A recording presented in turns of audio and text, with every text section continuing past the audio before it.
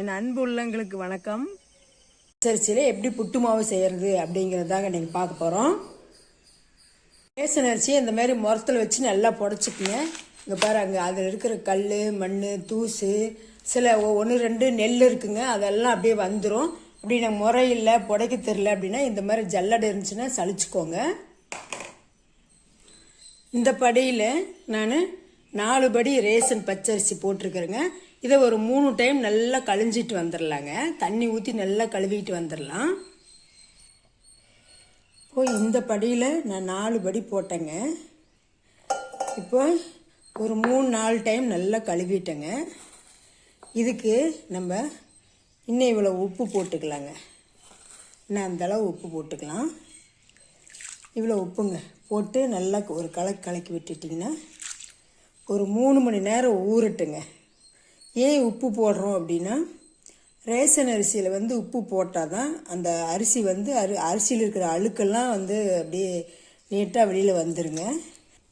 ஒரு 3 மணி நேரம் ஊறிடுச்சுங்க. 2.5 to 3 மணி நேரம் ஊற வைக்கலாம். நமக்கு ஊர்ந்து வரலும் நல்லா மாவு நல்லா சாஃப்டாக இருக்கும். இப்போ பாருங்கள், ரேஷன் பச்சரிசினே சொல்ல மாட்டாங்க, நல்லா வெள்ளை விளையேறுன்னு இருக்குது பாருங்கள், அப்படி மல்லிகைப்பூ மாதிரி இருக்குது. இதை நம்ம இன்னும் ஒரு 2 முறை நல்லா கழுவிடலாங்க. இதுமாரி வீட்டுக்குள்ளேயே போட்டுக்கோங்க. ஃபேன் காற்றுல அப்படியே ஒரு 20 நிமிஷம் உணரட்டுங்க. ஆனால் அரிசி ஈரமாகவும் இருக்கணும், ட்ரையும் ஆகக்கூடாது. ஒரு 20 நிமிஷம் இதேமாரி உணர விட்டுறலாங்க. 20 நிமிஷம் ஆயிடுச்சுங்க. இப்போ நம்ம அரிசியை பிடிச்சோம்னா இப்படி கையில் ஒட்டணும். ஆனால் கொஞ்சம் ட்ரை ஆயிடுச்சு. இந்த பதம் இப்படி இருந்தால் மட்டும்தான், இப்படி சில அரிசி மட்டும் ஒட்டணுங்க. இதை கொண்டு போய் மிஷினில் அரைச்சிட்டு வந்துடலாங்க.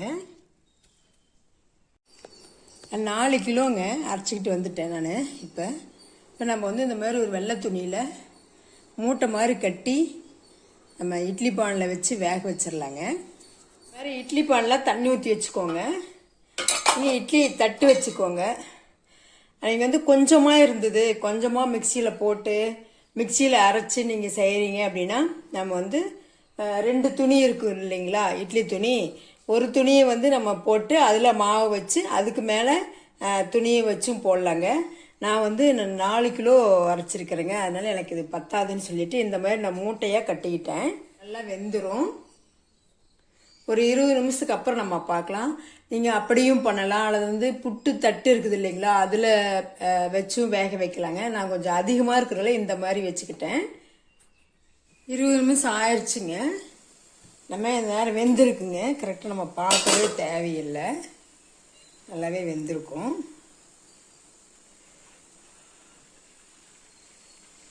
மாவு நல்லா வெந்துக்குச்சுங்க. வாசமே கம்முன்னு வருது பாருங்க.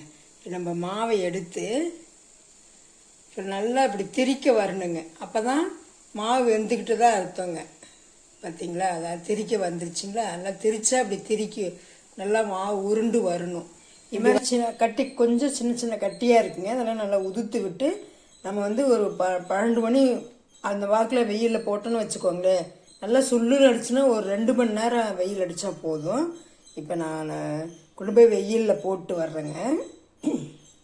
நீங்கள் ஒரு வெள்ளை துணியில் விரித்து போட்டாலும் பரவாயில்ல, அல்லது ஒரு லைட் கலராக இருக்கிற துணியில் போட்டாலும் போடலாங்க. இதை ஒரு 2 நாளைக்கு நல்லா காய வச்சு எடுத்து வச்சுக்கிட்டோன்னு வச்சுக்கோங்க. ஒரு 2 மணி நேரம் போட்டோன்னா போதும், அதிகமாக தேவையில்லை. அப்படி இல்லை, நான் வெயிலில் போடுறதுக்கு நான் வீட்டில் இருந்து போட முடியாது அப்படின்னா, வேலைக்கு போகிறவங்க என்ன பண்ணுங்க, வீட்டுக்குள்ளேயே போட்டுட்டு மேலே ஒரு கிளாத் போட்டு மூடி வச்சுட்டு நீங்கள் போங்க. ஏன்னா வீட்டுக்குள்ளேயே இருந்தாலுமே உங்களுக்கு தூசு அந்த மாதிரி ரொம்ப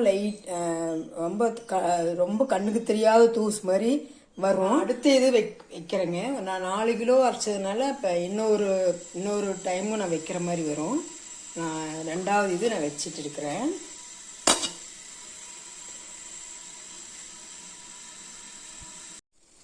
இப்போ இனி 2வது டைம் வச்சதும் வெந்துருச்சுங்க. இதை எடுத்துக்கலாம். இப்படி துணியில் ஒட்டிக்குங்க. துணியில் இப்படி ஒட்டிக்கும். நல்லா துணி நல்லா அப்படி பிடிச்சி இப்படி ஒரு 2 கையிலையும் உரசினீங்கன்னா அப்படியே உளுந்துருங்க. பாருங்க, நான் 3:30 மணிக்கு சாயந்தரம் 3:30 ஆயிடுச்சுங்க நான் போட்டேன். இப்போது 4:30 5:30 வரலும் வெயில் இருக்குங்க. 4:30 ஆயிடுச்சு. ஒரு மணி நேரம் இருக்கட்டுன்னு எடுத்துகிட்டு போயிடுவோங்க. மாடியில் போடுங்க, இல்லை வீட்டில் எல்லாம் இருக்கல, நான் வந்து வேலைக்கு போகிறோம் அப்படின்னா வீட்டுக்குள்ளேயே போட்டுக்குங்க. ஒரு நாள் சேர்த்தி போட்டணும், அவ்வளோதான். அதுவும் இன்றைக்கி அடிக்கிற வெயிலில் காலையிலேயே ஒரு 10 மணிக்கெலாம் போட்டுன்னு வச்சுக்கோங்க. சாயந்தரம் 5:30 வரலும் இருந்ததுன்னா ஒரே நாள் போகுதுங்க. நல்லா 2 நாள் வெயிலில் காஞ்சிச்சுங்க. நாள் நான் ஒரு 2 மணி நேரம் போட்டேன். அதுக்கப்புறம் ஒரு 2 மணி நேரம் வெயிலில் போட்டேங்க. நல்லா காஞ்சிச்சு. 2-3 மணி நேரம் போட்டேன். நீங்கள் வந்து அப்படி புட்டு மாவு சேர மாதிரி இருந்தால் காலையிலே ஒரு 10 மணிக்கெலாம் 10-11 மணிக்கெலாம் அரைச்சி கொண்டு வந்துடுங்க. அதுக்கப்புறம் நீங்கள் போட்டிங்கன்னா ஒரு 4-5 மணி வரலும் 5:30 வரலும் நல்லா வெயில் அடிக்குது. இப்போ அது ஒரு நாள் போட்டாலே போதும். இந்த மாதிரி இருக்கணும். இப்படி அள்ளி விட்டோம்னா அப்படிங்க பாருங்கள், அப்படி பறக்கணும். அப்படி அப்போ தான் நல்லா அப்படி நல்லா காஞ்சாதான் நமக்கு வந்து புட்டு வந்து நல்லா சாஃப்டாக கிடைக்குங்க. அதுவும் இல்லாமல் கெட்டு போகாது, வண்டு வைக்காது, பூசான் வராது, ஃபங்கிஸ் பிடிச்சிக்குது இல்லைங்களா, அந்த மாதிரியெல்லாம் பிடிக்காது. இது 1 வருஷத்துக்கு கூட கெட்டே போகாதுங்க, அப்படியே இருக்கும். இப்போ நம்ம அதை வந்து சளிச்சிடலாங்க. இந்த மாதிரி ஜல்லடை இருந்துச்சுன்னா சின்ன கண்ணில் வச்சு சளிங்க. வச்சு நல்ல ஒரு அகலமான குண்டாவோ அல்லது தட்டோ வச்சுக்கோங்க. நீட்டாக ஜலிங்க. ஜலிச்சுட்டு நீங்கள் பார்த்தீங்கன்னா அந்த மாதிரி கட்டியெல்லாம் இருக்குது பாருங்கள். இதெல்லாம் ஒன்றும் இல்லை, நம்ம ஜலிச்சு முடிச்சுட்டு மிக்சியில் போட்டு நல்லா அரைச்சோம்னா நல்லா அந்த கட்டியெல்லாம் நல்லா தூளாயிருங்க. இதை நான் ஜலிச்சு முடிச்சுட்டு காட்டுறேன். நல்லா அப்படி கிளறி விட்டு நல்லா ஜலிங்க.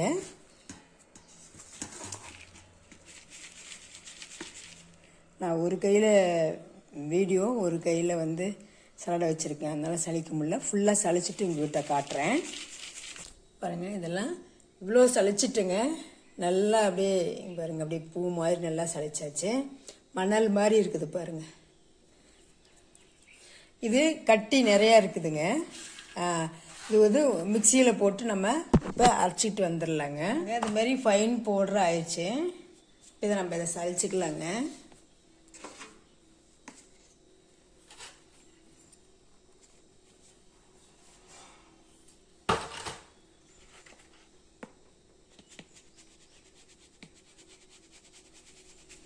அவ்வளோதாங்க. இந்த மாதிரி கப்பி இருக்கும். இதை ஒன்றும் பண்ண முடியாதுங்க, நம்ம அதை கொட்டிட வேண்டியதுதான்.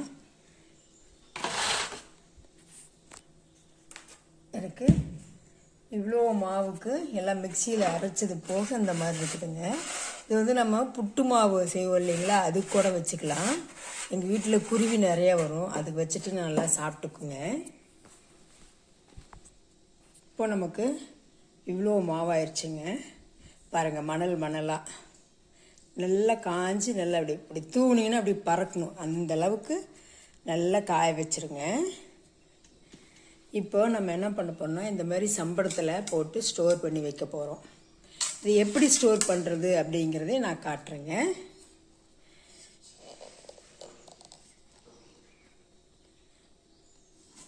அஞ்சு கிலோ அரைச்சிருக்கிறேங்க. ஆனால் ஒரு 1/2 கிலோ வேஸ்ட் ஆகிருக்கும் கட்டி.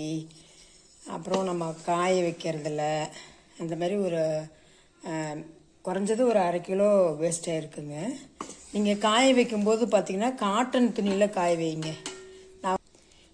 நான் பாதி மாவு போட்டிருக்கிறேங்க சம்பளத்தில். இது வந்து இந்த சம்பளம் வந்து ஒரு 6 கிலோ பிடிக்கும். பாதி மாவு நான் போட்டிருக்கிறேன்.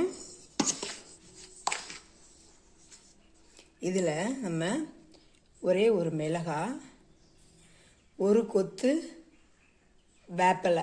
இப்போ நீங்கள் நினைக்கலாம் மாவில் கசப்பாகுமா, அதெல்லாம் ஒன்றும் ஆகாதுங்க. இதுலேயே நீங்கள் திரும்ப இது மேலேயே மாவை கொட்டுங்க. நம்ம மாவு எடுக்கும்போது அதை எடுத்து வச்சுட்டு அதுக்கப்புறம் நம்ம மாவு எடுத்துக்கலாம், ஒன்றும் ஆகாதுங்க. நான் வருஷம் இப்படி தான் பண்ணுவேன். ஒரே வருஷத்துக்கு ஒரு முறை தான் நானே அரைப்பேன். அதுவும் இந்த வெயிலில், இந்த கத்திரி வெயிலில் தான் அரைப்பேங்க. ஏன்னா நல்லா அப்போ தான் காயும். அதுக்காக வண்டு பூஞ்செல்லாம் பிடிக்காது. அதுக்காக இப்படி போட்டாலும் பூச்சியும் வராதுங்க, பூஞ்சானும் பிடிக்காது இந்த வேப்பிலைக்கும் மிளகாவுக்கும். அதுக்கப்புறம் ஒரு வேப்பிலை ஒரு மிளகாய்.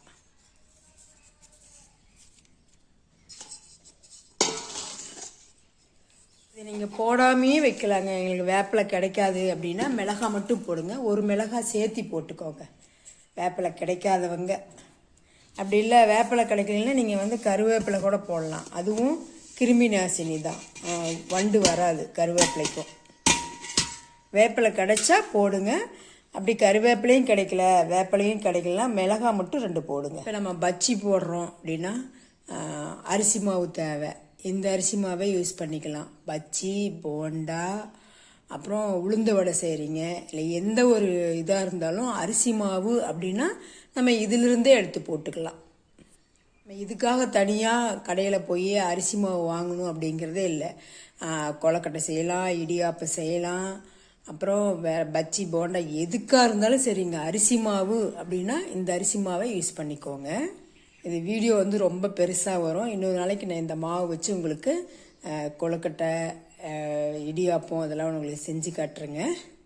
இப்போதைக்கு நான் எப்படி சொன்னனோ அதே மாதிரி நான் என்னென்ன எப்படி நான் காய வைக்கணும், எப்படி வேக வைக்கணும், எவ்வளோ நேரம் வேக வைக்கணும், எத்தனை மணி நேரம் வெயிலில் காய வைக்கணும், இதெல்லாம் ஃபாலோ பண்ணி நீங்களும் செஞ்சு வச்சுக்கங்க. ஏன்னா இந்த வெயில் காலத்தில் செஞ்சு வச்சிட்டாதான் வேலைக்கு போகிறவங்களுக்கும் ரொம்ப ரொம்ப நல்லது. கொஞ்சம் ஒரு நாள் வேலை இருக்கும், அவ்வளோதான். அந்த ஒரு நாள் வேலையை பார்த்தோம்னா நம்ம எடுத்து வச்சுக்கிட்டோம், ரெடி பண்ணி வச்சுக்கிட்டோம்னா நம்ம எப்போ தேவையோ அப்போ டக்குன்னு எடுத்து போட்டுக்கலாங்க. ரொம்ப ஈஸி. இதுக்காக நீங்கள் கடையில் போய் இடியாப்ப மாவு வேணும், கொலக்கட்டை மாவு வேணும் வாங்க தேவையில்லை.